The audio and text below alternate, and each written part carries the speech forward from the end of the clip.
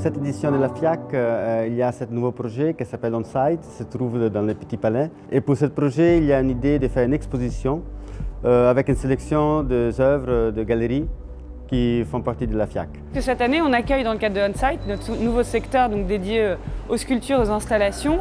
On retrouve des chefs-d'œuvre aussi de l'art contemporain, notamment une pièce de Damien Hirst, très important en marbre de Carrare, une pièce de 2008 qui s'appelle Anatomy of an Angel, mais aussi une pièce un petit peu plus ancienne de Étienne Béotti de 1928 et une pièce de l'artiste français Bertrand Lavier, très connu, un Gaveau, donc un de ses pianos, une de ces séries que l'on connaît et qui aujourd'hui vraiment trouve dialogue avec les collections permanentes du musée. On a réussi à créer différents espaces, un parcours d'exposition qui accueille des très grands noms comme Manfred Pernis, Mandla Reuter, Jimmy Durham qui a créé une installation spécifique pour ce secteur-là, des artistes plus jeunes aussi, des artistes français comme Vivien Roubaud, des lampes d'Abraham Cruz-Villegas qui étaient présentées à la Tate récemment. Dans les jardins, on se trouve à voir une sculpture de Jan Fabre, un artiste suisse de Note Vital, qui a réalisé deux têtes monumentales. Dans cette édition de la FIAC, les grands palais et les petits palais sont liés à travers le fait que l'avenue Churchill sera fermée. On a aussi là,